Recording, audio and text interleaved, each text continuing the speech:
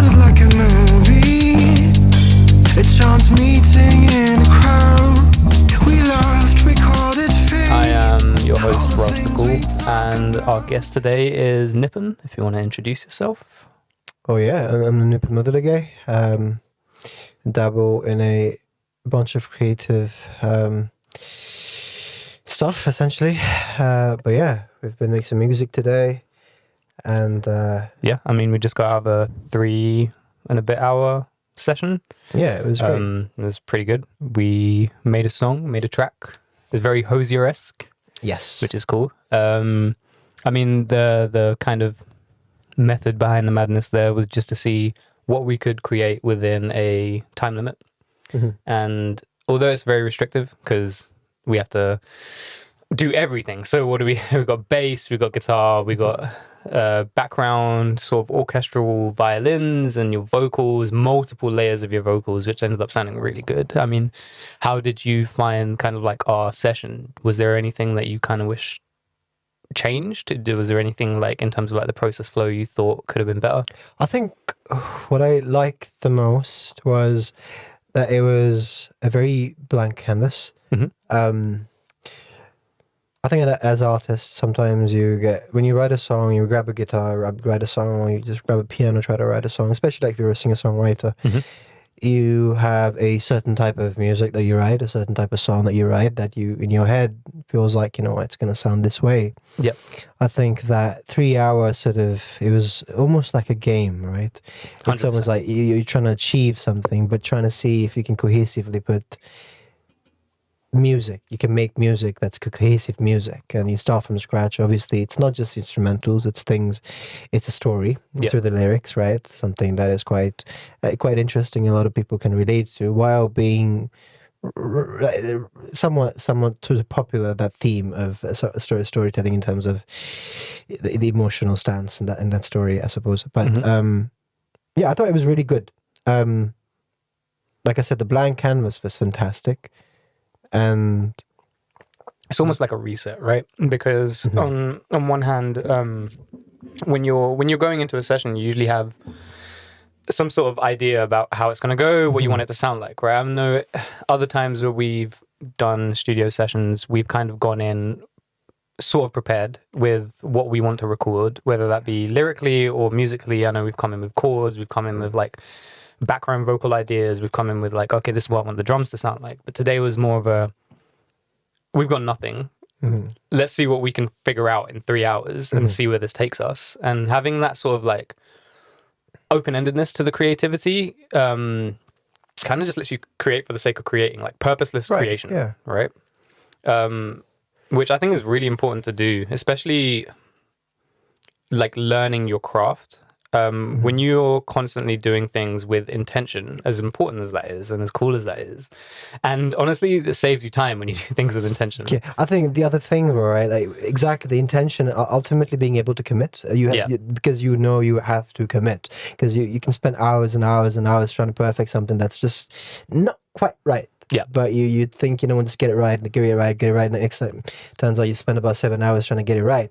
Yeah. But ultimately, that's having something time boxed allows you to forces you to commit to something that you know is, even if it's half decent, you commit to it and you should work with that and then try to get to the next step and the next step. Doesn't mean you can't sort of change it or you can't improve it. You can. Yeah. But ultimately, it's getting out of your own way. Right, getting out of your own way. That's exactly it. Because one of the things that I personally sort of have a challenge with is trying to make things too perfect. Not too perfect, almost trying to make things perfect. I'm not saying I am the best singer in the world or the best whatever in the world, but it's almost I would. I appreciate that. I'm blushing, but it's just sometimes you try to create something too perfect, but you end up not creating it all.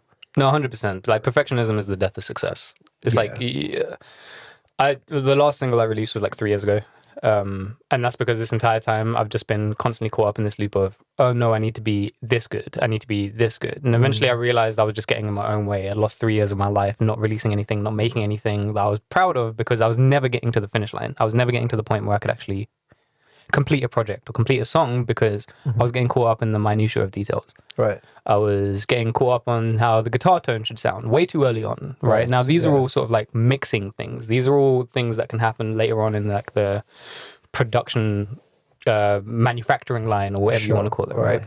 But like if you're doing that at the creation stage, if you're doing that at the point where you're trying to lay down ideas, all you're going to end up doing is constantly belittling your own ideas. You're constantly going to be in this cycle of, oh, this isn't good enough. I need to come up with something better. I need to come up with something better. But like, if you don't get to the end, you can't retroactively look back and be like, okay, this is what I need to change. You've constantly just overwritten all of the progress you've ever made by trying to be perfect. And I think that's something I'm starting to get to grips with, which is I will never be perfect. I'm constantly in this pursuit of perfection.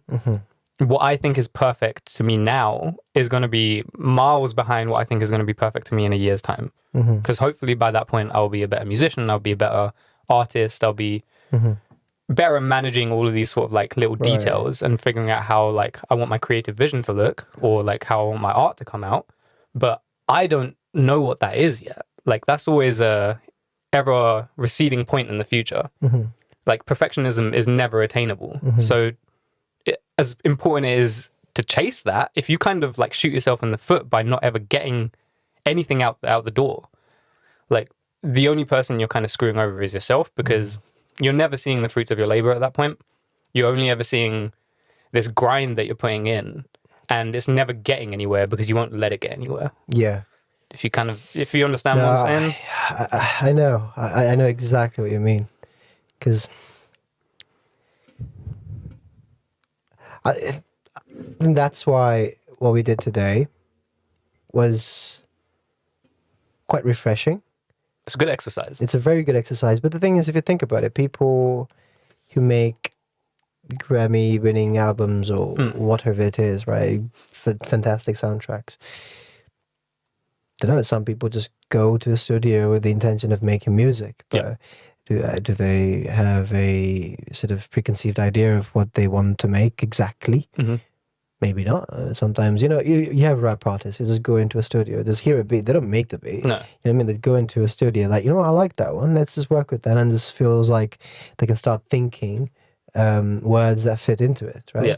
But sometimes for a producer, I can like for yourself, right? An artist and a producer, like it's like it's many levels back as well, like you said, because even before you get to the song, you want to make sure the beat is right. But then what are you making the beat for something else, or are you making the orchestral patterns for something else, or are you is the tone of the strings right?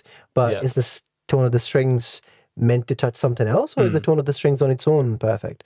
But I think one of the things that we talked about, and you sort of enlightened me, I suppose, in terms of sort of bringing the harmonies together and different vocal cuts to sort of taking little bits of imperfections to make something perfect, or close to perfect, whatever it is, from an overarching scale, right?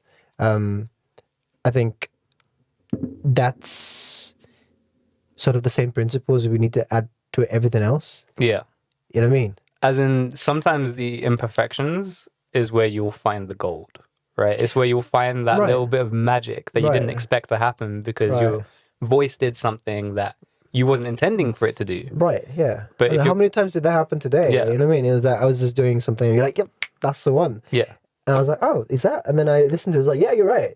Just because of the way it sits in the mix. Right, and the way it combines with everything else. Like standalone, it doesn't sound that, it's not even that it doesn't sound good, right? Because good and bad, I got a book up there by Rick Rubin, like I was reading it a little while ago, and it's like The Creative Act. And he talks about how art itself is not good or bad. I mean, that's one of the things that he mentions, there's so many other things he mentions in that book, but like, it's very subjective, right? So you can't go into it with the mindset of, is this good or is this bad? It's kind of, does this fulfill the goal or the intention that I'm looking for it to fulfill? And I know this is kind of getting kind of a bit convoluted because we were talking about not having an intention, right? But it's like you have an intention behind what you're playing in the moment. You might not have an intention. It might not be necessary to have an intention when you go into a session, but obviously, like when you're singing into a mic, you have some intention behind what you want to come out. Sure. Now, sometimes what you intend to come out isn't what comes out.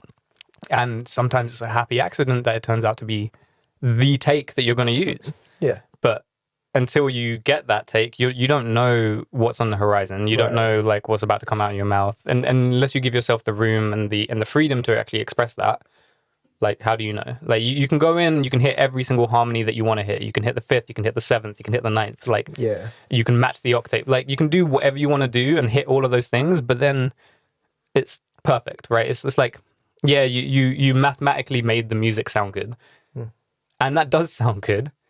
But then those happy accidents where your voice goes into a slightly, I don't know, dissonant note or a dissonant chord, and then it just like hits in a different way. That is for me where I think like the magic of music kind of comes out, because it creates feeling, right? Music has always been that sort of medium of art that generates emotion. I mean, paintings do this too. Dance does this. Like acting does this.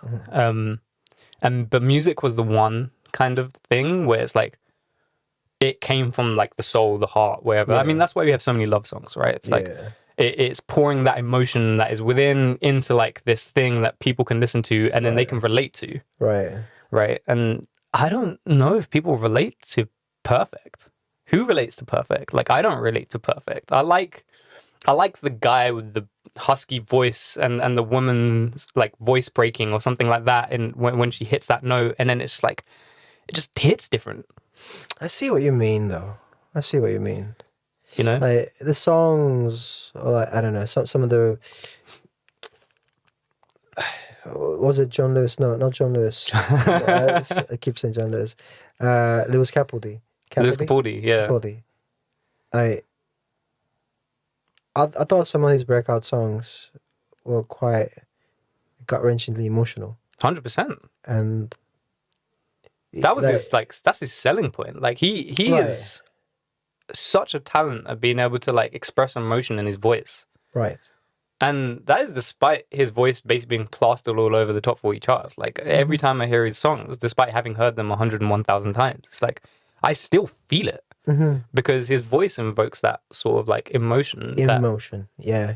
It's would you consider that to be a perfect voice? No. It's a very emotional one. It's heavy. Yeah. There's depth to it. There's heaviness to it. And you can tell everything that's written or when he sings, it comes from a place of feeling. Yeah.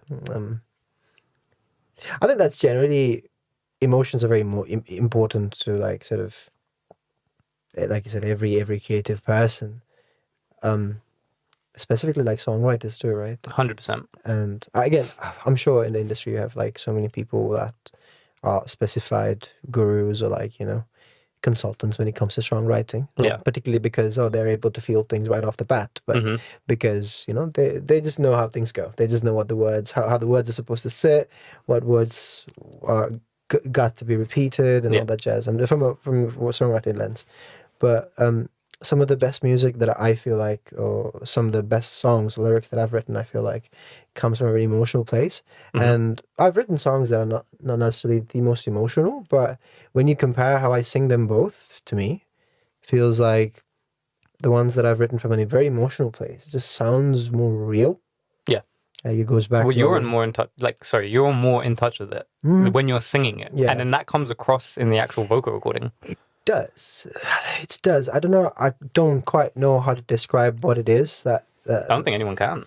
But you just sense it, though, doesn't it? You can sense it. Feel the feeling.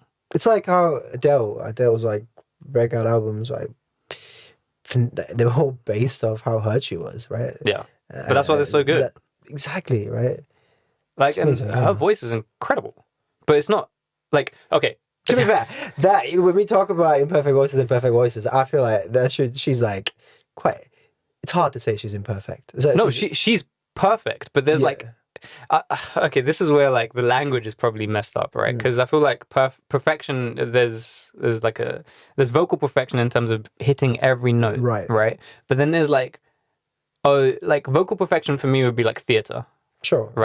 Yeah. Theater musicians, theater vocalists, they're amazing. They hit every, but there's something about everything being pronounced perfectly, everything hitting the perfect note. Right. That it doesn't correlate with the same sort of I mean, they still invoke emotion. So this is what I mean. It's like, it's so wishy-washy when it comes to this, because on one hand, yeah, that fits for the medium that they're like actually singing in or whatever. Like it's for theater. You need to be able to understand the words they're saying, like every word. But like, take Kurt Cobain, right? He was far from a perfect singer, but his voice portrayed so much emotion. I don't think. I mean, It's quite true, you know? This is me coming from like someone who like fucking loved Nirvana, like loves Nirvana, right? Fair enough. Yeah. Like Kurt Cobain for me was like the ideal of, he took that raw feeling inside and just screamed it out into a microphone. Like there wasn't anything there that was like, oh, I'm doing this because I went to Juilliard, I went to like music school, and then I learned how to do these vocal trills, and I learned how to do all these like scales. It's like, no, he just felt what was inside him and just let it out. And I think you can do both, and I think you need both, right? Because he was still a very accomplished musician. Like he didn't play he like the best guitar licks. Well, I mean, he played some really good guitar licks, but he didn't like you can't put Kurt Cobain next to Whitney Houston, right? But you can, like, they're two separate brackets, right? Yeah, I mean, you know, Dave Grohl, pretty much the same. I've seen him live, well, once actually, but I've seen live videos of him multiple times, and he's rock and roll. But sometimes he's not a perfect singer, but very emotional when you listen to it. I mean, I think I'm probably just projecting here, because I'm definitely not a perfect singer, and I'm just hoping for validation. Listen. I'm okay. You don't have to be perfect. You don't have to be perfect. But you know what I was thinking about? Who sings that song? Sound of Sadness. No, Sound of Music. The Hills Are Alive. No, but Disturbed is a cover of this. Simon and Garfunkel. I have not heard that song in a very, very long time. No, like, I've always thought, I've listened to like Boxer and I think that's Sound of Sadness, right? Yeah. I hope that's the actual song song title. But yeah, Simon and Garfunkel, when you go back and listen to them, they're singing harmony. That's 100%. They really complement each other's voices really well. But every song they sing, it's not perfect vocal coach type singing, you know what I mean? Yeah. It's not theater, like you say. It's not just like perfect in that sense of what we described it. But there's sort of the notes that are just not quite right there invoke some emotion, you know what I mean? Like just the way they sort of sequence in terms of how they sing it. And yeah, I always thought they were such an emotional sort of band in terms of how they sing and their music. They're not that complicated. It's just an acoustic sometimes, mostly, or just guitar and singing. But I mean, if you look at most music from like the 60s to the 90s, like even the grunge era, like grunge music, like Nirvana's music wasn't necessarily ridiculously complicated. Neither was the Beatles. And obviously you have like pockets of complication, like Hendrix, his licks are complicated, like, but then his vocals weren't. He wasn't an accomplished vocalist. Jimi Hendrix hated his own voice, right? Did he? He hated it. He absolutely hated it. I mean, I don't know him, obviously. like from what I've heard, yesterday. from what I've heard, from the rabbit holes that I've dove down and then just been like black holed into. Like he hated his own voice, and he wasn't very appreciative of how it sounded. But like, it's not about that. Like for with Hendrix, it was about his everything, right? It was about like his guitar skills, it was about his showmanship, it was about like his wild, wacky behavior on stage, his personality, right? His entire being came out in his performances and in the way he played his music, right? Hendrix was just, I mean, okay, for me to say Hendrix was just him is a lie, because he did kind of copy a bunch of, like, even his style was copied from other artists. I've got his like Billy something. I'm gonna get hated on for not knowing this, but like it's popped out of my brain. But like Hendrix did imitate other artists in like the beginning of his career, and his career wasn't long. He died at 27. Same as Kurt Cobain, same as Amy Winehouse. Like these are really prolific artists that had like a really short-lived career. But all they did was be themselves. So they just let themselves out into their music, and that allowed them to have something that no one else did. That's fair. Which is really hard to like because you're essentially asking yourself to self-realize and let your self-realization come out in your music. And I think it's really difficult to just self-realize, you know? It's a good point. It's quite spiritual, that. I think self-realization these days, or this generation, it's sort of, it's married into social acceptance. Social acceptance, yeah. If like that validation that you get from people, if you think, regardless of if you think this is your version, if people don't think that's good, it's hard to sort of overcome that and sort of give in to that sort of self-realization that you talked about, and say, this is me, this is how I sing, this is what I do. And if you don't have some level of social acceptance, it's difficult unless you really, really, really have no other identity than what you do. Yeah. I mean, that's a tough one, right? I think because that's the thing with this generation, because people, like young artists, like you just constantly have comparisons. You just constantly. Are we not young artists? Yeah, exactly. No, I'm talking about us. Right? Oh, okay. I thought he was calling me old. No. What do you mean? Past my heyday. No, because you constantly have comparisons to say, oh, are you doing it this way? Are you doing it that way? Yeah. Or should I do it this way? If I do it differently, and then you see somebody else doing it, or should I keep doing it? But then you also have people who just imitate, and they still succeed too, but then they sort of give into it and just obviously put their own take in it. Mm-hmm. But like dress, like, it starts with like how you dress, and then like the way you sort of do your riffs, the way you sort of, the type of writing that you do, right? But it's okay. It's okay. It's okay to just, it's music, it's creativity.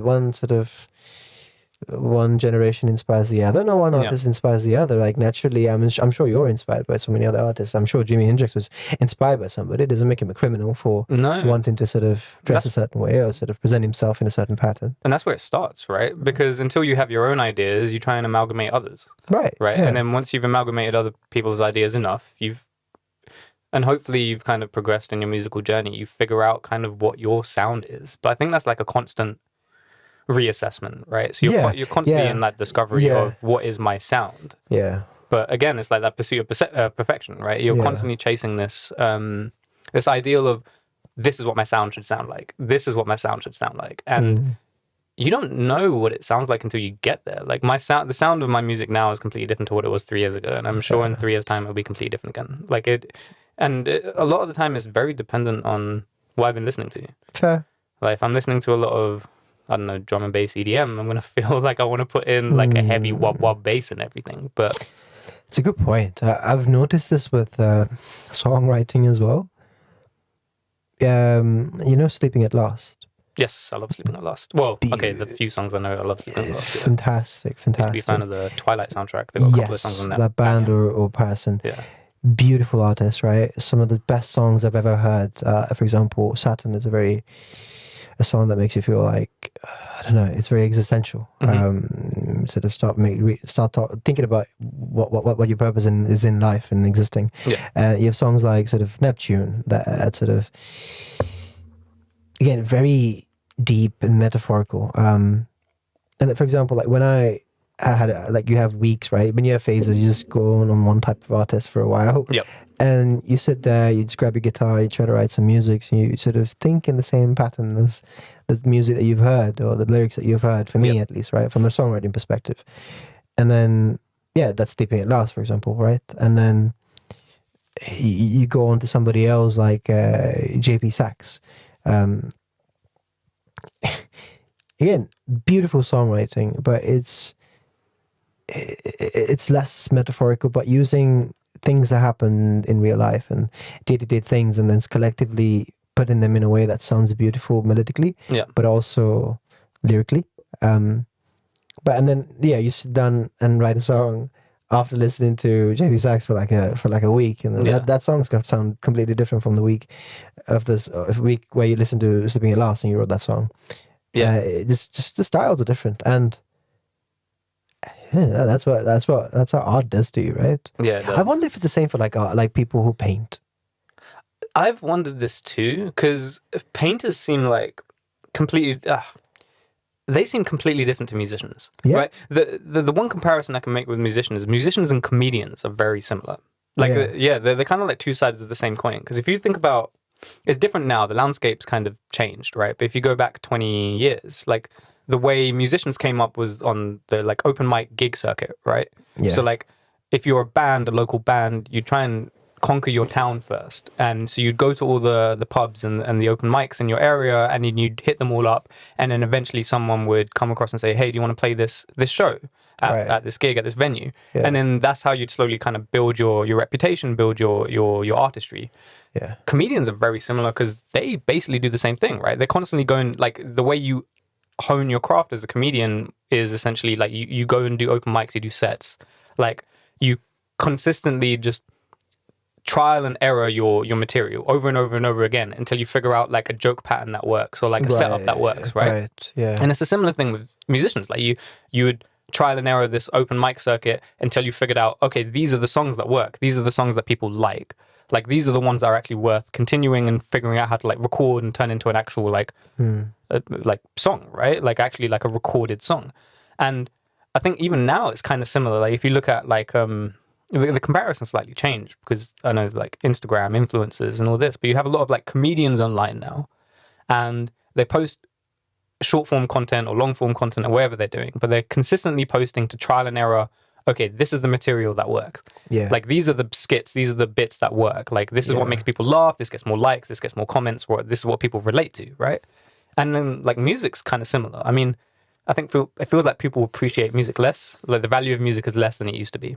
Yeah. Like even monetarily, or just like there's so much music now that I people, think it's just so dilute. Yeah. like the supply is way greater than. Well, I don't know if the supply is greater than the demand, but the supply for new stuff is greater than the demand because I think the demand is different. I think demand is not as much to feel, but it's more to consume. Yeah. You know what I mean? It's like, I want to listen to some music while I'm at the gym, or I want to listen to some music while I'm on the train. Not, hey, I want to come back from work and sit down by the balcony, listen to some music while I think about you. Yeah. It's no one does that. It's not like that anymore. It's not like I'll put on a record. Not to say I've done it. I'm not some old grandpa, or like, not to say old grandpa. I'm not going at old people, sorry. But but like I can see how, like, you think about Frank Sinatra, or like, I don't know, some of these old music like Billy Joel, like you could. People would turn on the gramophone, put the vinyl on, like sit there, and that'll be your event for the evening. It's like now you go on Netflix, you put on a TV show that you'll binge for 3 hours. But back then you should just stick on an album. I say back then as if we were there, but like this is what I imagine it to be. Right. It's also that concept of back then is literally also fed by what we've consumed through media. Yeah, 100%. It's like from what every show that I've ever watched has showed me. But it's like I do have recollection of this, right? Because I mean, like social media in its current form probably came about 2006. That was like Facebook, YouTube. Right. That's when it came out. Like I have some memory of before that time.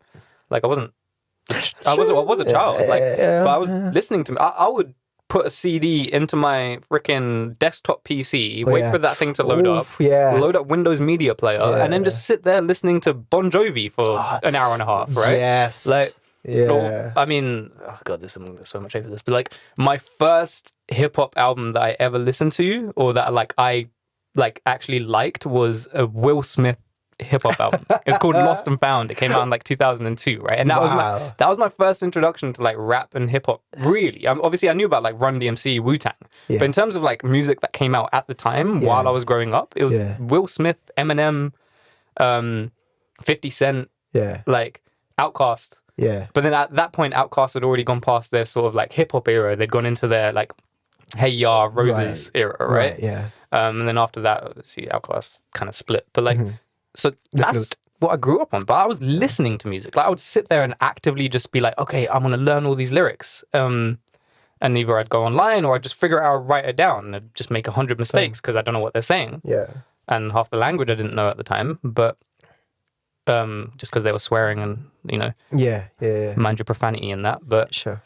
but like that was my first introduction. And I cherish those memories because that, I think, was the thing that kind of made me realize I wanted to do this. Yeah. Like it was sitting there listening to those lyrics and just letting those lyrics affect me, letting the music kind of like hit me, and then being kind of inspired by it. Like I would write my own raps that were fucking trash, but like I would sit there writing my own raps to these songs, right? Yeah. Like, because I wasn't going on, the YouTube wasn't around back then, so I wasn't like, oh, like what, like Will Smith type beat, right? lo-fi Exactly. beats, You like, can't do that. no, you can't. So yeah, you just sit there listening to music, writing music, like. You're blessed in a way, you know. We are blessed in a way for people to just. We caught the tail end, I think, yes, of what the music industry was. Yeah, that's true. That's true. Or of what music was. Forget the industry. Or what like the appreciation and value of music was. I feel like we caught the end of that. Now music is like a byproduct of content, almost. You know, I find this really, really funny. Go on.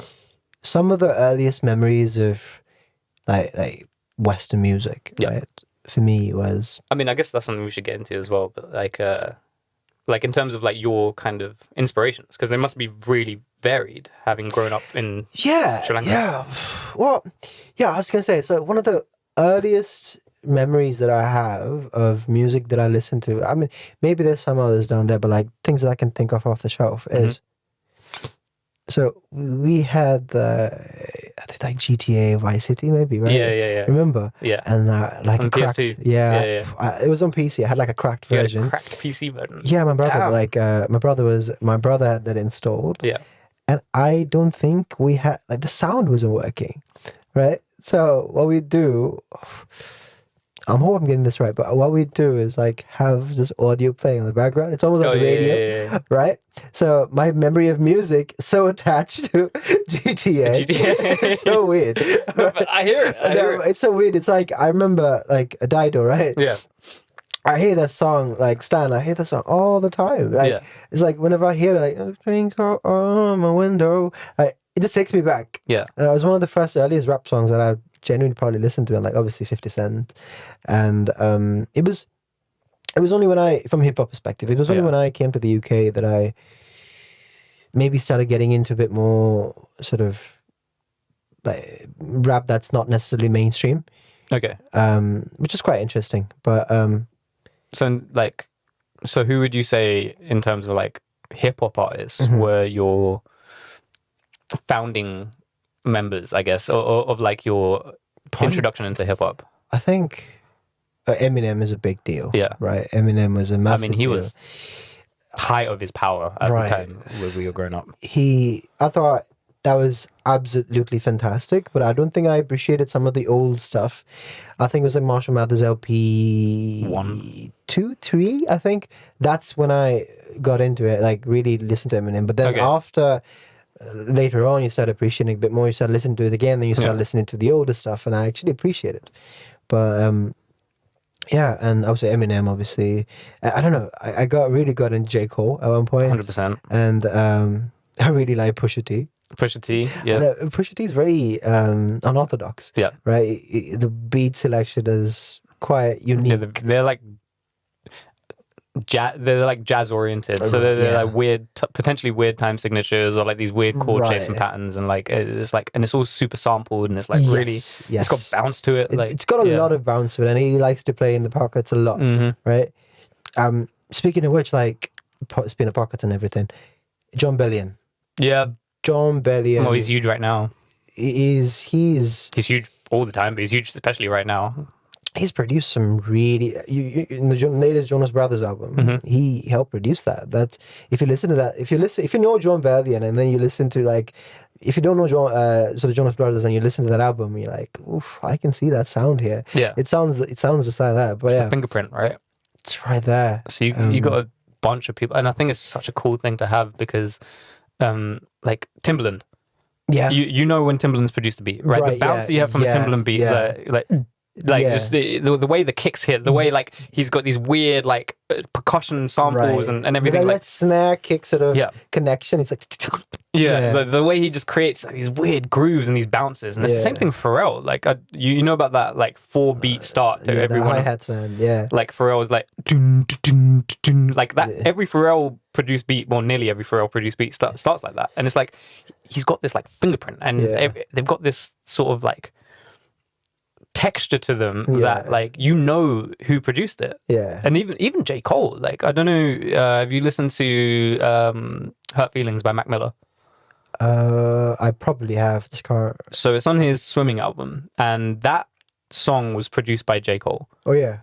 I didn't know that when it came out. I knew that maybe like 3 months after that album came out, after like Mac Miller passed away, and like only after I found out and then went back and listened to that song, I was like, oh shit, like this, you can tell it's J. Cole. Like it's got that J. Cole bounce. It's got the like even the way he used the 808s and like having sort of your being able to like leave traces of yourself within music is really cool.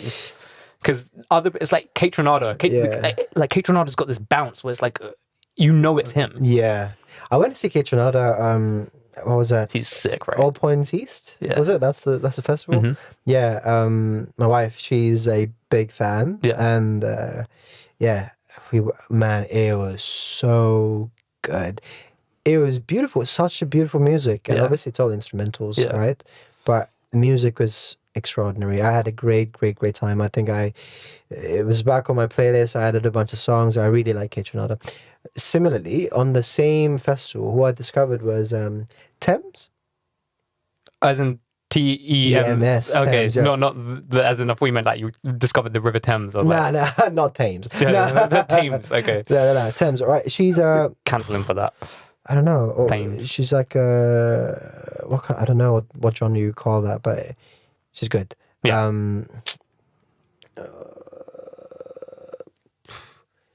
No, she's amazing, man. Like I don't know, I was really in awe in terms of how her lyrics and the music, the production of the music is fantastic as well. And she's not been doing it for too long. I think it was like less than 3-4 years, and then she's blown up and she's got sang songs with Kendrick, Drake, and everybody.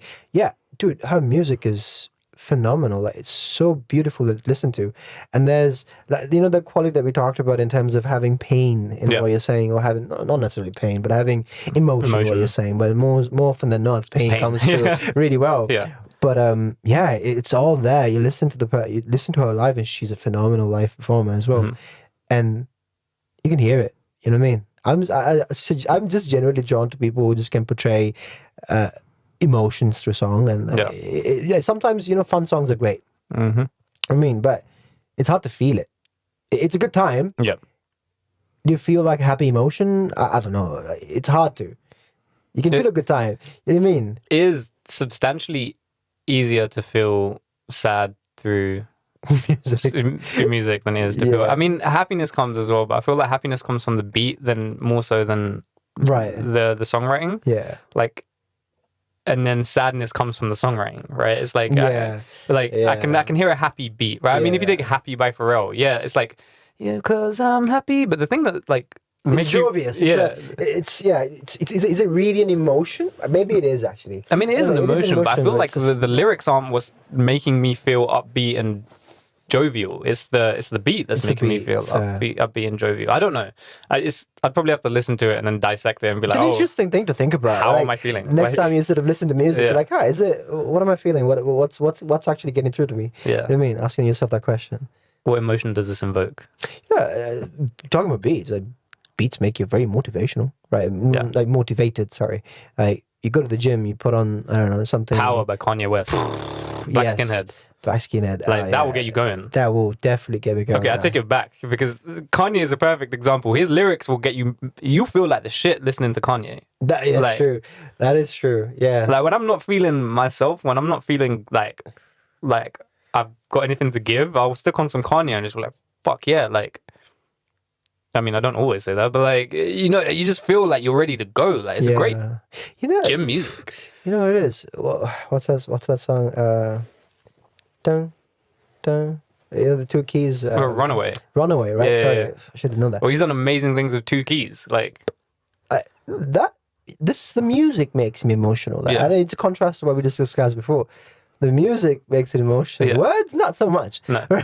But the music, despite some of the words being said, I'm like, I mean, I'm still very, emotional. It's an interesting. I mean, I guess scratching out everything we just said over the last 5 minutes is like, it's both. It turns out it's both. Yeah. I mean, no, it's true, and I guess that's what makes it so good, right? It's like everything that you make, it can exhibit or like exacerbate whatever you're like feeling, like in the moment, like it will take what you're feeling and then put it out on display for you to see, which is kind of cool, like, especially from if you look at it from like a consumer perspective as opposed to like a creative perspective. Yeah, like as a creator, you're creating something and you're hoping you put your feeling into that bit of music, and you're hoping that like it gets portrayed that way and then it comes across that way. But then the moment that song goes on Spotify, Apple Music, whatever, that's a message in the bowl.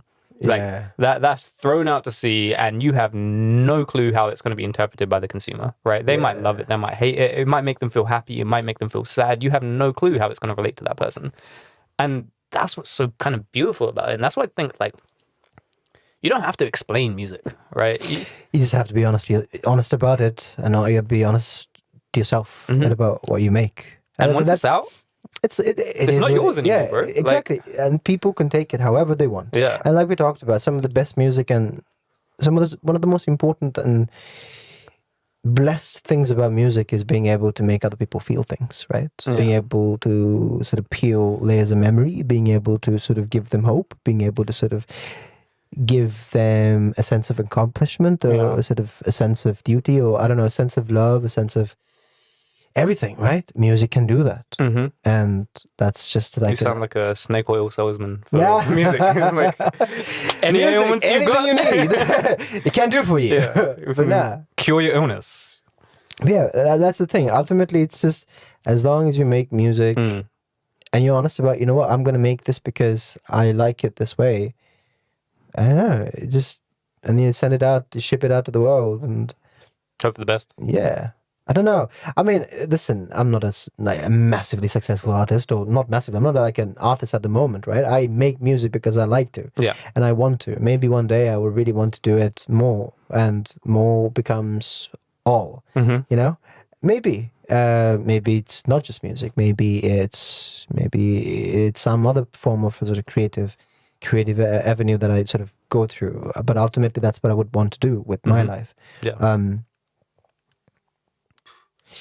Yeah, but yeah, yeah. So that's a good segue to something. No, this is a kind of beautiful point though, because it's like at the end of the day, you can just create. Like that's the only thing that's really in your power, just to be able to create. Like you don't know how it's gonna be received. You don't know whether even you'll like it. Because I've made plenty of songs that I will listen to, and I just like, I don't like that. And you showed it to two people, and they're like, "What are you talking about? Yeah, that's fantastic. That's beautiful." I like, you know, so I used to, I was like, man, I'm gonna post this thing, but I'm gonna take this down my story, or like, I'm gonna sort of delete it later, whatever. People are like, no, don't do that. This is great. When are you putting this on Spotify? So and you're like, is it really? Damn. Am I selling myself short, or to myself?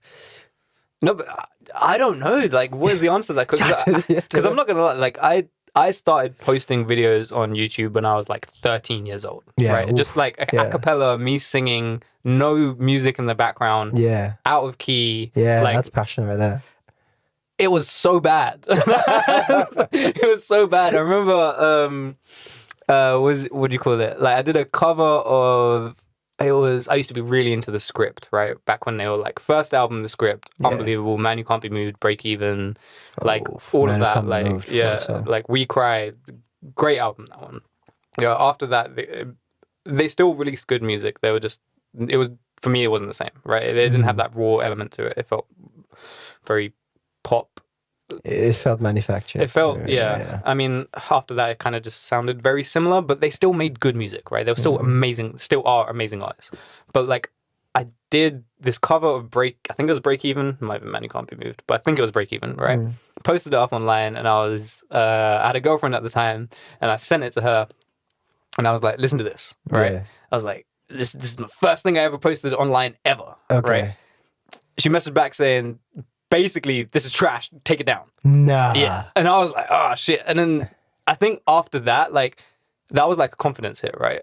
And I think that's happened to me a few times where it's like, okay, I've done something. And to be honest, like, I didn't put the effort in to do that properly, right? This was like shitty framing of a camera that I put somewhere, and I was sat on a sofa just singing on a sofa, right?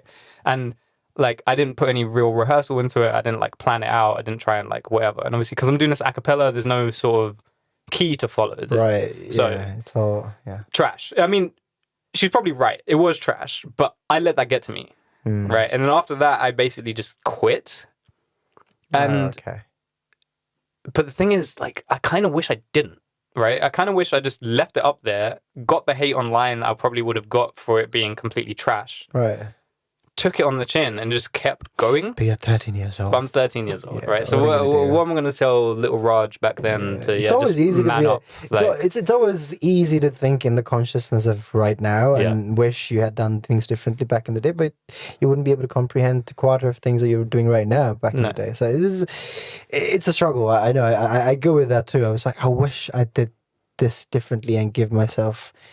I don't know, give myself enough power to just the courage to go through it and sort of follow through with certain things. But I hear you, but it's hard to do that, man. Follow through's hard, dude. Follow through's hard. Also, like, no shout out to that girl, whoever that was. Like, we don't like her. But anyway, no naming and shaming, but like, yeah, no, it was. I guess at the time I felt super sucky about it, and then I just kind of rolled with it because what are you gonna do? But I guess that did kind of set me back because then after that I just didn't try, which I think wasn't a good mindset to have. But I don't know how like you kind of tell like a depressed 13-year-old that you just need to like stick your stuff out there and hope for the best, and then just anything that anyone says, just pretend they're not saying or whatever. Like it's you can't. No, hindsight's a bitch, but yeah. But I mean. Everyone's got that, right? Everyone has received some level of criticism about something they've done, and you've kind of just got to learn to live with it because everyone's a critic. Everyone's got something to say, and it's interesting, you know, because sometimes it's like you could have, might just be me, but you could have like a million people, millions over exaggeration, but you could have 100 people saying you did the right thing, and then one person, what an important person says, that wasn't it. And that's the one you're gonna notice. Like that's the thing, right? It leaves larger of an imprint than the other. If the other 99 said, "No, that wasn't it," and that one person said, "You know what, that was good." I don't know. Shout out to the 99 of you. Like you're the real ones. You're the real ones, but. You know what I mean? Yeah, right? no, I definitely get what you mean. There's something about your brain; it just highlights all the negativity more than the positivity. Right. I don't know why. Yeah. I feel like it's such a.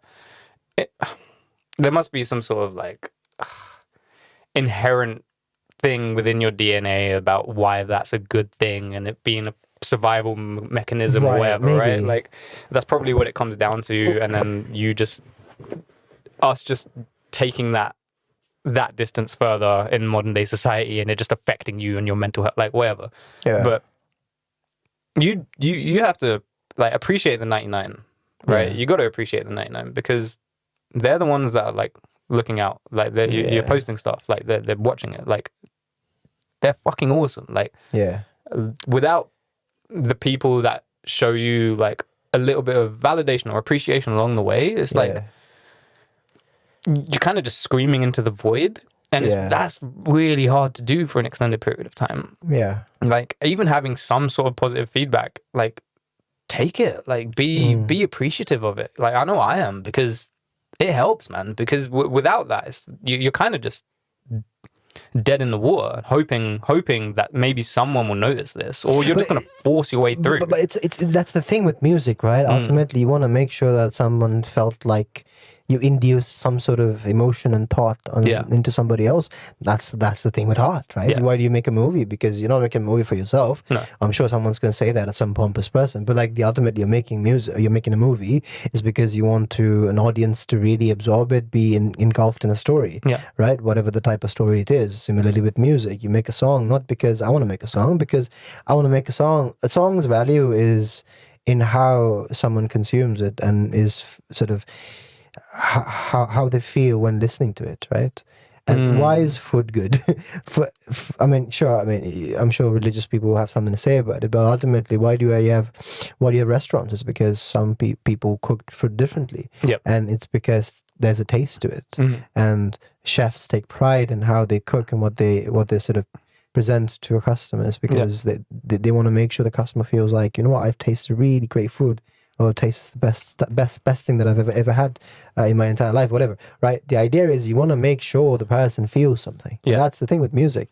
And I mean, I guess a caveat on that is like chefs are freaking artists. Like a good Yes. chef, like yes, like yeah, being like a culinary chef, you're an artist. Bro. Yeah. Like also very stressful. Sorry. super. I could not hack that. I Like, watched actually, I watched the bear. Yeah. My God, I was like, I finished work and it was like a I love that long show. week. I love that show. Friday. Hands. I need hands. I'm watching like the first season. I'm like, why am I thought I finished work. Yeah. I thought this anxiety and stress is done. But am I still inducing myself? That with isn't it? a relaxing show. No, it's That is not not a relaxing show. So it's like, but it's almost like I want to see where it goes, but also like I want to be happy. Yeah. When I watch it, not like multiply how I'm feeling.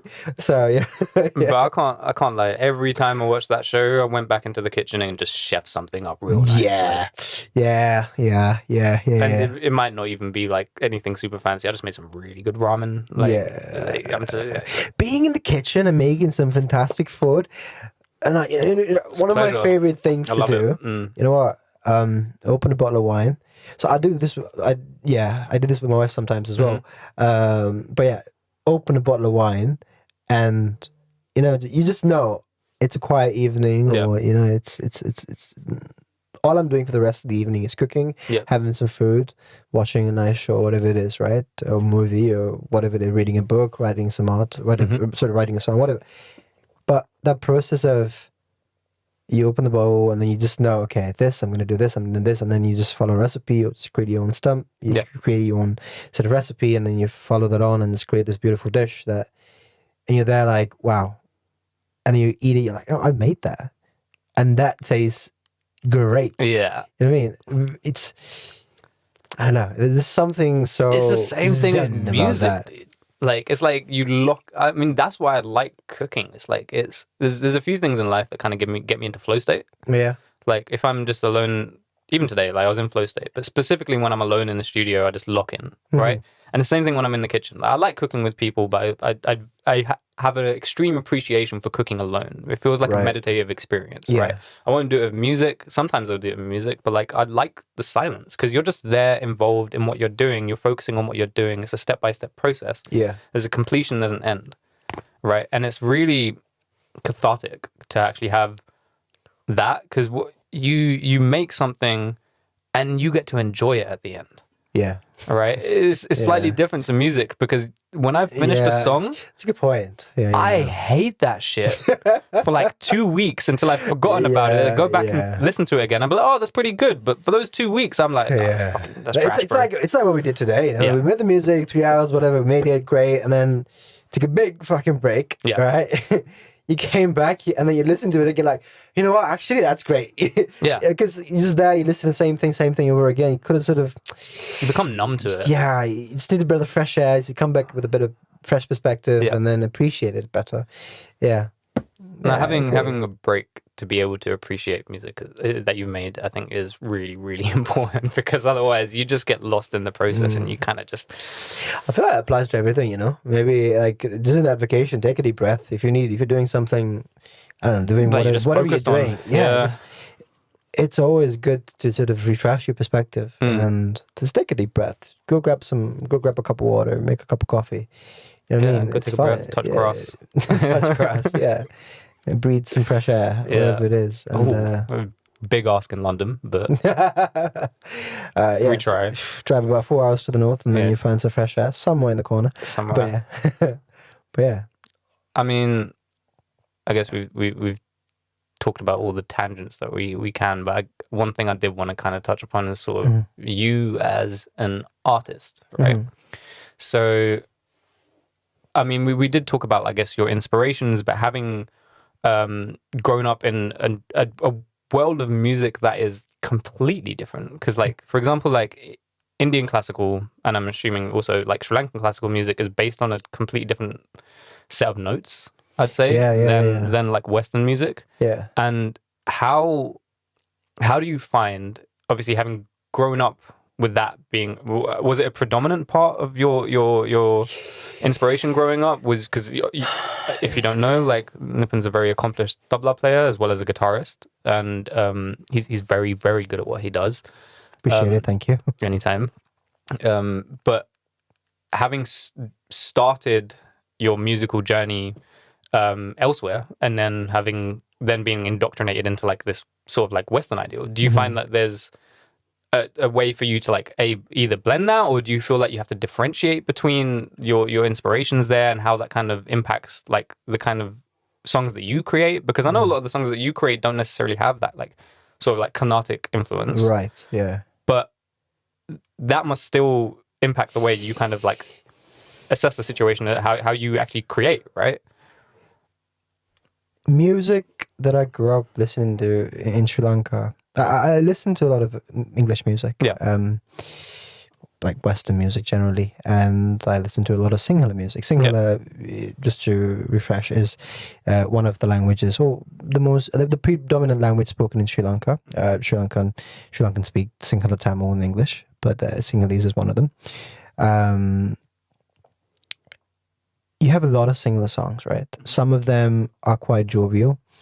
Some of them, it's like there's a sub sort of genre called baila. Baila is essentially like sort of upbeat, happy music that you sort of usually play in happy occasions, but it's sort of uplifted music. You just dance, right? It's I think inspired by Spanish music, I believe. That sort of migrated down here, but to the Portuguese or something like that, right? But yeah. Colonization. Different. But yeah, the music, the type of music, but it's like you hear a lot of them in the radio, or like we go to events or whatever it is. I enjoy them. I enjoy them. Would I create them? No. Okay. I enjoy the shit out of them, you know? But from a consumer perspective. Because I can relate to it. There's something nostalgic about them, because I listened to some of them growing up, and I've seen my parents dance to them, or like whatever it is, right? Yeah.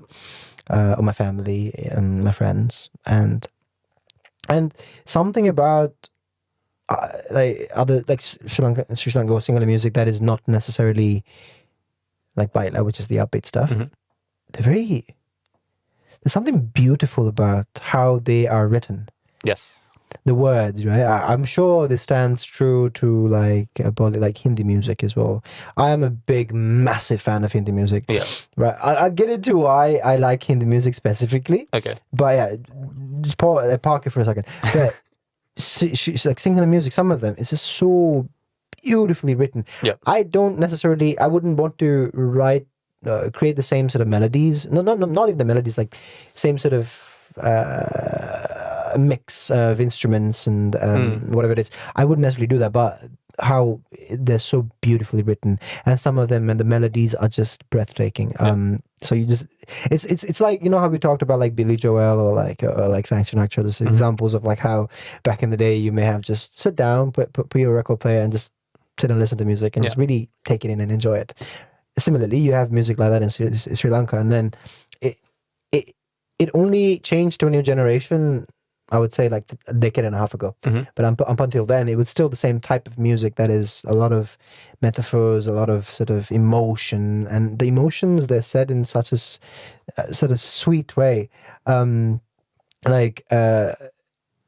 it's poetic. It's very poetic. Yeah. There's a song that says, "Hey," it's a direct translation. It's like, "Tia, I'm so sorry. I need to part ways with you because my love is coming home tomorrow." Right. That's sort of somewhat the translation, right? Yeah. The contemplating somehow and I say not tomorrow, sorry, this evening, but it's beautiful, isn't it? Like, I'm parting ways with my tears because my love is coming home tonight. Yeah, that's a beautiful way to put it. Right. Rather than, I can't wait until you're home tomorrow, or something like that. Right, like, exactly. And yeah, like I'm letting go of my sadness because I know you're approaching. Kind right. of thing. So like that's exactly. I feel like, especially with how deep like South Asian languages are, you get there's being able to describe how you're feeling. It's a lot more descriptive, right? A multitude of ways you can sort of. Yeah, exactly. Like describe your emotions, to describe what you're feeling. Like we just kind of say, I'm happy, I'm sad, I'm in love, and we have metaphors to describe it, but like to show it, right, but we have to actively create those metaphors. I feel like a lot of those metaphors are built into the general language. Like there's things that we say in Punjabi that are I'm about to butcher my own language, so I won't. But there's things that we say in Punjabi that if you translate it directly into English, it doesn't make sense, right? As in the words in the language carry a meaning that isn't necessarily transferable once you translate it. Right. Like a basic example is like chak de fatte, right? Right. So in Punjabi, that is effectively like, say raise the roof, like whoop whoop kind of thing, right? Right, yeah. But if you translate that into freaking English, it literally means pick up the floorboards, right? So that that just doesn't work. That paints a grand picture. Yeah, the basic graph is like, pick up the floorboards. what is that? Yeah, lift the house. Lift the house, yeah.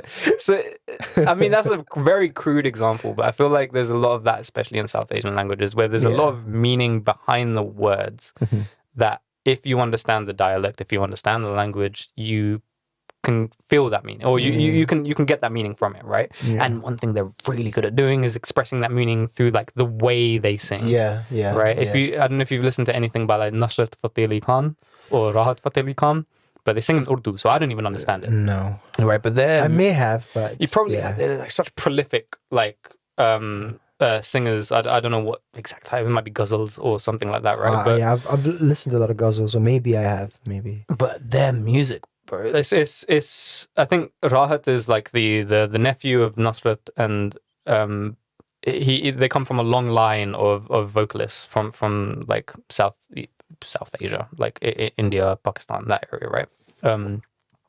And like Nusrat taught Rahat, and you can hear it in everything that he says. But Nusrat was like the figurehead, like like my dad loves him, like probably like everyone's dad loved him, kind of thing, right? Right. Then he's like the way he sung made your soul cry. Right? Like he the way I don't even understand what he's saying. I can't speak Urdu, but the way he sings just creates like this emotion, like that feeling in your gut. I know exactly what you mean. And I don't think I've ever got that sort of emotion from anyone else. Like because the language that he uses, regardless of whether or not I can understand it, invokes emotion. I hear you.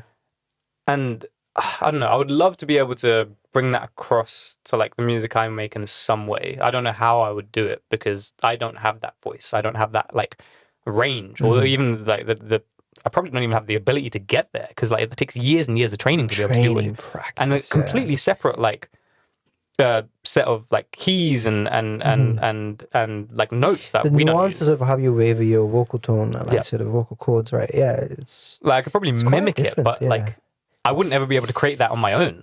Yeah, you'll need a lot of practice. Yeah. A ridiculous amount of practice and a completely different like musical style. But I think it's beautiful, bro. Like there's so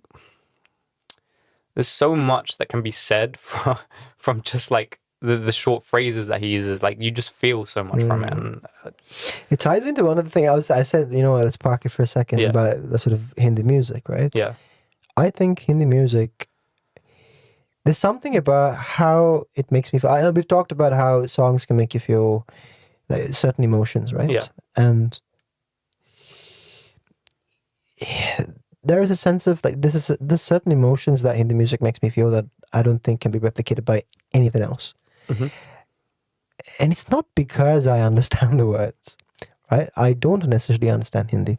I know like a few words here and there, but I can't form a full sentence, or I don't understand it, right? That's the truth. I can understand phrases. But the most amazing thing to me, I've had this conversation with my wife as well, because like I've told her like there's been certain songs that I listen to them, I just like I kind of shed a tear or two, and I just sort of cry. I don't know why, but just because it feels me, it's overwhelming emotion. Yeah.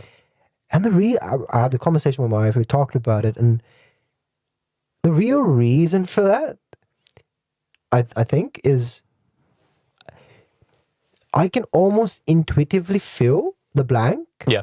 With what I want to hear, but without the words. You know what I mean? Like, I don't know. I'm trying to describe it the best that I can. So you have a song, and obviously the way the keys are played, the chord progression, and the melody, and the percussion, and how they come in perfectly and blending in.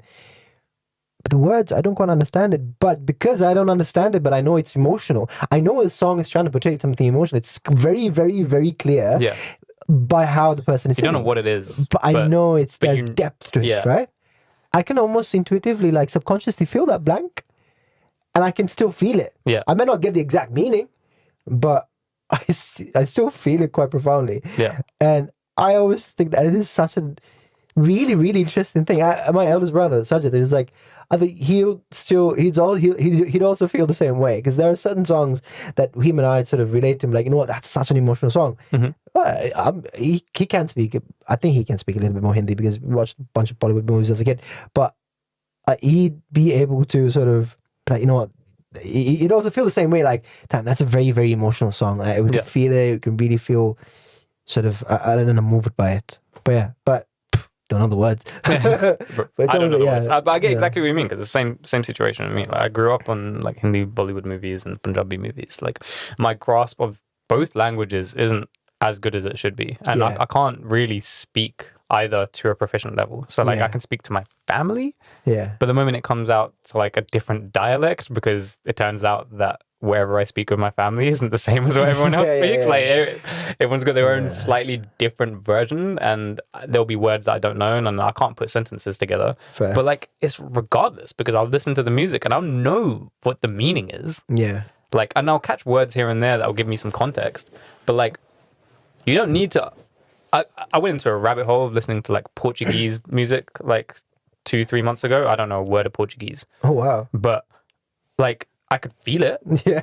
I don't know what they're saying, but I know. French music. Yeah, I know you're heartbroken. Yeah. Like I know you're heartbroken. I'm feeling my heartbreak while you're singing. It's like, so you don't need to understand the language to feel the intention or the whatever the message. Yeah, right? the message, right? Right. The message isn't written. Yeah, it's The message is in the feeling. yeah. That's very true, man. Like, yeah, like. This is like French music sometimes. I've spoken about Hindi music. Yeah. Sometimes I listen to Tamil music. And, you know, ever since, what's that guy's name? Kind. Oh. So he's blown up, right? Yeah. Oh, Wait a minute. Get it how you live it. What beautiful song. Yeah. No, it's sick. Great song. Music video is brilliant. Brilliant. He's a dope guy. And I went through all his other songs in the past. They're all fantastic. Oh yeah, he's got a whole music, catalog, man. Yeah, great music, and he's collaborated with some really sort of local artists, like Malayali artists, I believe. Again, don't kill me. No, This I is think what it probably sure. would. Yeah, Probably would be. Yeah, and he's from Kerala, right? So right, okay. And but he's still sort of got that sort of Texas vibe going into his, like how he pronounces his words and his sort of style. I mean, to some extent, I don't know if you know who the Mexican OT. No. He's like, he's hilarious. He's a great rapper as well. Right. Okay. But like, there's one video where he carries around like a chicken, and it's Oh like, yeah. The guy with the R's, right? Yeah. It's like and it's a similar sort of vibe. It's just like they're both they just seem like they're them. Right. Like even if there's overlap, I'd love for them to have a collaboration. I'd like have like a song together or like a project together, because I think they'd work. Like, would work the minds so will be well. yeah. But even like their musical styles are quite similar. But like, I think they both share like this thing of they're just them. They're just doing them. Yeah. They're just in their own lane. I mean, people are gonna say, oh, he's taking inspiration from here. Like he's ripping off this. But it's like, no, you just. So what? So what, man? Just if you go back and listen to the rest of his songs, he's literally just doing him. I haven't heard someone that sounds like you can take one song and be like, oh, that song sounds like this song, or that you sound like this artist on this song. But if you take someone's entire catalog and then listen to it over and like from beginning to end, and then you realize, oh, there's a cohesive sound, like something that makes them common denominator. Yeah, and the common denominator is you're you. Like it's not that you're someone else. Yeah, you're inspired by an artist around you. Yeah. So what? Yeah. Isn't that what music is supposed to do? Yeah. You know, inspiration. Get inspired. Like if I ever make music, like continuously make music, and I go down that route, which I really want to do, man, I hope people get inspired by my stuff. You know what I mean? Because that will be the biggest compliment ever. I'm inspired by you, bro. Don't worry. I appreciate that, G. Thank you. But yeah, man. Yeah. Did you get what I mean? Yeah. Sorry, go on. No, I was gonna say. Sorry, going back to inspirations, right? Talked about singing the music, right? And we went to a whole sort of segment around sort of languages and how you feel from stuff. So that's one part of it. I try to bring the emotional side as much as I can to stuff that I write. Yep. Sometimes it works, sometimes it doesn't. But for the most part, I make that attempt because that's the kind of music that I want to make. So it's not necessarily you're not taking technical inspiration necessarily from that type of music, but right. you're taking the concept of inducing that feeling. Yeah. I want to do that same thing with something that, because the thing is, I think in English, right? Yeah. I think in English, I sort of speak English like that. That's my first language, and that's just how my brain works. Yeah. So it's hard for me to think in a different sort of frame of 100%. Yeah. Yeah.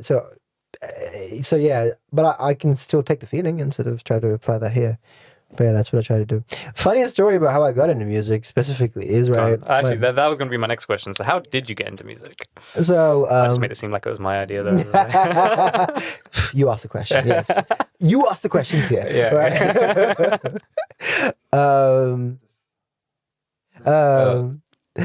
What was I going to say? So yeah, my mom is heavily into astrology. I think that's like every. Don't say it. Yeah. But yeah, let me not shout my mom out right now. But yeah, we love you, mom. Yeah, love you, mumsy. But yeah, my mom is heavily into astrology, and as you do, I have my own horoscope card in my mom's big sort of astrology book or sort of file, whatever it is. And one of the things that it said in there is, like, this kid is really good at music, or will be good at music. Just put them out there. And so there was a guru who did violin, tabla, and he's a visharda. Visharda is like it's almost like a maestro. Yeah, like a maestro. Yeah. Essentially, it translates to that, right? It's like a master's or a PhD degree in that instrument, and it's almost like a title in that part of the world. And it's like a ustad. Right, ustad is right after. Oh, is it? Yeah. Okay. So it's Visharda and then Ustad. I think that's how it works. Yeah. Ustad's like you're the god. You're him. Right. Yeah. Pretty much. Or her. Like. Yeah. I don't know if that's a. But anyway, go on. I think that's a technical title, not just a social acceptance title. Okay. Yeah. So like you need a qualification for that. I think so. Maybe not. I don't know how it works. Yeah, because I feel like they're just not handing them out. Yeah, maybe not. Anyway, I'll take that back. I'll take that back. But yeah, well, I don't know. Maybe they hand them out like freaking BSCs, but hopefully not. Hopefully not. Yeah, because everybody would be not. Yeah. But yeah, and my mom knew someone. It's like, because obviously the astrologer guy said, this kid's going to be good at music, so just go make him play some music, you know what I mean? And I went to so my mom then took me to a guru, my teacher, right? Rukshan Mananpuri. If you're watching this, shout out to you, sir. And then what he did was like, he put a violin in front of me, a tabla in front of me. He was like, what would you like? That's literally sick. That's how so literally then how I'm it assuming went. you chose the tabla. I was like, I kind of like percussion. I was like, I like drums. Like, let me try that. And yeah, that went on. Like, I loved playing the tabla as a kid. There were times I found it a bit like a chore. I feel like any kid practicing music. Yeah, because it's there's a lot of repetition of stuff that is not like the final product. Like, for example, you play 3 notes for like 3 hours straight. Drills, basically. Right, drills, like right, scales. exactly, right. Like, you're just practicing. Right. You're like 9-10 years old. You're like, I don't want to be doing this. Yeah. But yeah, it pays off. I mean, I was one of the youngest in Sri Lanka to get the Visharda title, which is at 12-13. So jeez. I know. Back when you're doing that at that age, you don't clock it. You don't clock it, not at all. You're like, okay, you know what? It's another exam. You go do it. Another exam. You go do it. It's fine, right? But then retrospectively, you look at it when you're an adult or sort of, now, a teenager, whatever it is. You're like, okay, that takes a lot of effort, and that's a big deal. You know? And it's not the idea of I got this title, it's the idea of that was a lot of effort. I put in a series of practice, hours and hours and hours and hours of practice to get to a state where I can sort of play at a level that is accepted for this sort of title or sort of this examination, whatever it is, right? Yeah. And I thought it was great. And then thinking about it retrospectively just puts into perspective how difficult and what great of an achievement that was at that age. 100%. But I don't necessarily use it nowadays. I use it as I play the tabla as a safe space, as a place to just think and just sort of let everything else boil out, you know, and just zone in on beats. Flow state. And I find peace in that. It's meditative to an extent, right? Because once you lock in, you're very much in the moment. Yes. You're just you don't really have thoughts. Your thoughts are in what you're doing, right? Yeah. And it's not even like you're thinking about what you're doing. You're just doing. Right? Instinctively, just sort of following the rhythm and following where are you trading behind? Yeah. Are you trading behind the beat? Are you in front of it? Like, you know, do you want to play with the beat and such that just you pretend like you're always gonna miss it and then you just get there right on time. It's just so fun. It is, and all of that occurs in your fingers, right? It's not. You're not actively like going through that process in your head. I'm thinking about it, but my fingers are not. I'm not telling my fingers to do it. It's doing it because of the practice, right? Yeah. It's because you've trained. You've trained there's that mind muscle connection where you're not necessarily having like vocal thoughts in your head to say, oh, this is what I need to do. Blah, blah, blah. You're kind of just on the fly making micro adjustments, and your fingers are just understanding what you want, right? Because you've practiced enough. I heard you play, and you're brilliant at what you do. I appreciate that. Thank you. 100%, man. Like, genuinely, roses where they're deserved, and you deserve a lot of them. Like, thank you. It takes a lot of effort, especially like having never really drummed in my life. Like, I've got such respect for drummers because locking into a rhythm and locking into a tempo is really difficult. Like, actually being on beat is really, really difficult to do. Like, especially when you're the one that's keeping everyone else. Right? You're the guy that everyone's relying on.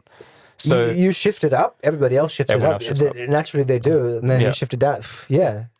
So when we're talking about like trailing or lagging, it's like when you're in a band, the reference point is you as a drummer. The drummer. So you're be all or end all, because if you're off tempo, everyone else is off tempo. So having like that inbuilt sort of like, it's trained, right? That you just practice so much that you know how to keep pace. That's why, like, when we were recording as well, and then you know, sometimes like it's almost like it's quarter of a second just off. I can just hear it. You know what I mean? It's frustrating. I don't know. That's why I'm like, sometimes you say, "Oh, that's a great take," and I'm like. I say it's a great take because as a producer, I have the flexibility to just move your vocal 0.25 seconds into the for me, I'm like annoyed at myself. Like, why didn't you just do it on beat? Like, could you do that? You know? No, but I completely get it. I completely get it, because when you're just doing takes of like guitar or something like that, when you feel it's off, it's like it just doesn't hit. It doesn't hit. Like, it doesn't mix well. It doesn't sound good because. Like the kick isn't hitting at the same time as that first note, or like your bass note that's meant to hit like on the chorus. Like, when it's slightly off, even when your vocal's slightly off, it's like there's something jarring about it. Especially when you're the only one. When you're the only one that can notice it, that's kind of worse. Right. Yeah. Because then it's like, oh, am I just going insane? And then you have to decide to let it go. Yeah. Right? That's the hardest part. That's the hardest part. You're like, oh. You like sort of clench your body, like, fine, you know, let it go. Just let it go. It's fine. It's fine. It's fine. You'll only hear it the rest of the time the song's played. It's fine. But that's the scary thing. It's like, okay, if you live with a mistake, you've now got to live with the mistake every time you hit the song. But that's the thing, right? Like, when we're making music, and I'm like, what do you think? Because I put trust in you. To tell me if things are really as bad. The thing is, what I try not to do is to get in my head about, oh, that's not good, or retry. Yep. Is where I think something's okay, and you say something that was great, then I'm okay to move forward. Good. Right. Okay. I'm not saying, oh, I'm happy with being okay because always strive for greatness, but I'm putting the trust in you because. As an outside source, to then sort of almost like equalize my self, sort of not equalize my sort of unachievable perfectionism, right? Yep. It's well, I'm glad you put that trust in me, because Yeah. that's kind of a big thing, especially like it's weird because it's that producer artist relationship, right? There does need to be some level of trust there, because you're trusting that, not that I know what's best, but I'm guiding you to kind of figure out what you want, right? Because you might not necessarily know, like Ariana Grande can go into a vocal booth and she knows exactly every single harmony that she wants to hit, right? Because she's drilled that, she's practiced it so many times, and she knows exactly what she wants, right? But like when you're coming into a studio, especially like today, where we just made a song, right? Like off the bat, we had no prep time. Yeah. Like you're putting some faith in me that when I say this is the take, this works, right?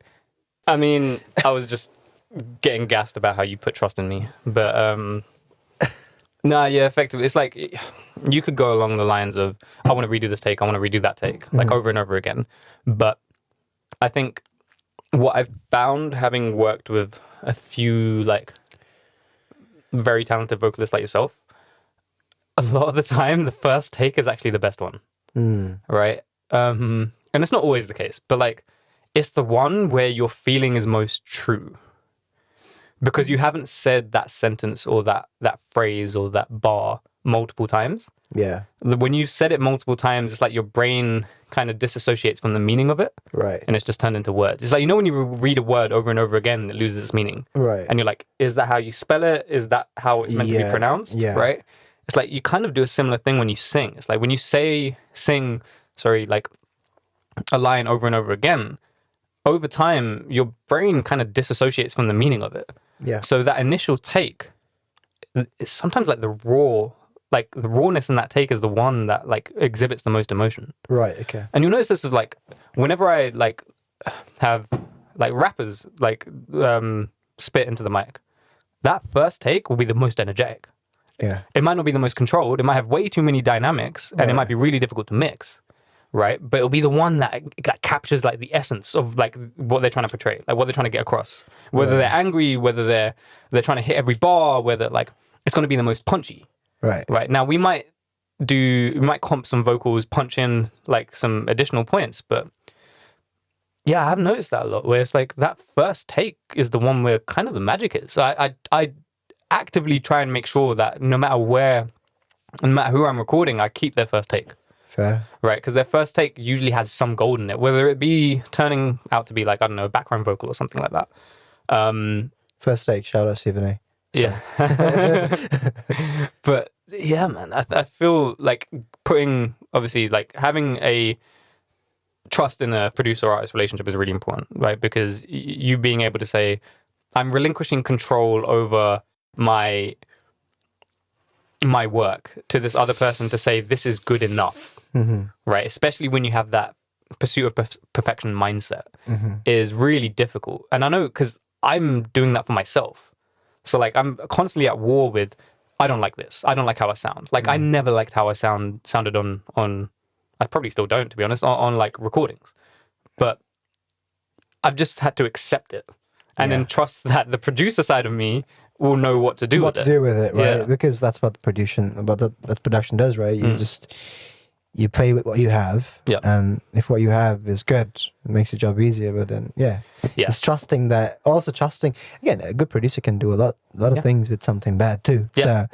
So, I mean, you can do a lot with like an iPhone recording these days. Like I can clean up audio really well, just because, I mean, iPhone mics are pretty good, but then like DAWs have so many like plugins and so many little like ways to tweak sounds and get rid of noise. Like it's huge.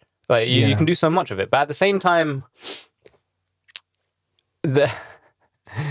it's better to fix mistakes at the source than it is to fix mistakes like retroactively, like within the software. So like if the take isn't good, re-record it. Yeah. Right. Yeah. But don't get rid of the first take. Right, Never get rid of the first take, because that will be the one that has your purest intention, meaning, whatever feeling behind it, I think. Fair enough. Yeah.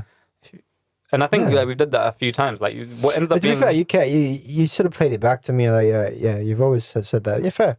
Yeah. I never really thought about that. Like in terms of like the first time you say it, like this is how you were. Yeah. it's like when you tell a It's a very joke. point. Yeah. The second time you tell it, don't hit the same. Yeah. Like, you're more rehearsed. Or Yeah. whatever. But like that originality, that sort of like the unbalancedness of how you said the first time, if there was unbalancedness. It's the uniqueness, right? It's there. Like you said, the emotion's there. Mhm. Yeah. Sweet. I think we kind of covered off everything that we wanted to talk about. Was there anything that you kind of wanted to, I don't know, tell the potential audience of this podcast?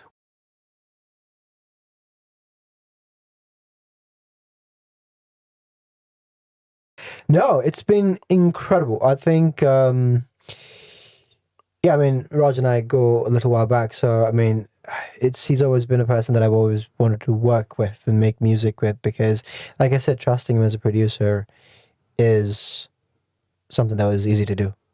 So that's a good thing, you know. That's as good as a thing that can get in making music, you know, and making music with people specifically. So, and collaboration is a beautiful thing. Yeah. I just love how it wasn't, again, think about it, right? We were not sort of singled down into a specific person's vision as well. We were sort of compromising, not in our own visions, but we were collectively, we are like, nah. Yeah, we know reaching the sense. consensus. I think, exactly, right? It was very democratic. Democratic, but we didn't have votes, but there was like... No, we didn't disagree on anything. We just strive towards a singular goal. Right, and then when you said something sounded better, I was like, yeah, okay, let's go with that. When I said something sounded better, let's do it this way. We know it sounds good. Maybe it's not exactly what you had in mind, but then you play it and you do it that way. Like, no, that sounds great. Better. Right, yeah. and then you sort of go along with it. That's and you did that a few times with like a couple of chords. He's like, no, I don't think that's the right chord. Yeah, and I was like, okay, and then you played on the piano. We found like the sort of note that was matching, and then we made the chord that matched that, and it fit way better than the previous one. Right, even though the previous chord was the right air quotes right chord. Right chord. Yeah. It wasn't the right chord for the song. Right. It's again for me. It's like it's the feeling. Right? Yeah, 100%. For me, music driven a lot by how I feel and what does the feeling. What's the feeling in that sound? Yeah, you know what I mean. And that's the biggest thing for me. But yeah, music wise, it was a great day. I really liked the blank canvas idea of sort of having the time limit of making something. Just sort of that pushed us to, again, make compromises. Sort of not necessarily make compromises per se, but like to sort of to make decisions and stick to them. You know what I mean? I think that commit. Commitment. Committing to something. Yeah. And screw perfectionism. Yeah. You know what? We're gonna pick something. We're gonna go with that, and then we've gone to the next bit and the next bit, and we've come up with a great framework for a song. Yeah, and it's a good demo. Great demo. The first 10 seconds of the song is brilliant. Yeah, I would say it's absolutely brilliant. Yeah, and I like it. Yeah, it's like So I had a great time. I think the podcast itself, right? Is it? Yeah, still going. Yeah. Sorry, bit of a fear. The podcast in itself is easy conversation, man. Easy conversation. It's easy talking to you. Yeah, easy talking to you. I think you've got a great way of sort of conversing with people, and thank you. I try bringing people to topic and sort of doing all the right things in terms of getting a person to open up. And again, it's the first time I've done something like this, so. It's an interesting one for me, so I'm interested to say what I've said. So when I look back, I'm like, oh God, why did I say that? But I think you're much better off than I am. I'm pretty sure I must have said some like dumb. You know when you're just talking and then your brain is trying to catch up to your mouth. No, I don't think you did. No, I don't think. We'll find out. We'll find out. Yeah, Paul said it. No. Thank you genuinely for coming down. I had an awesome time. I think having you as my first guest is brilliant. It's my honor.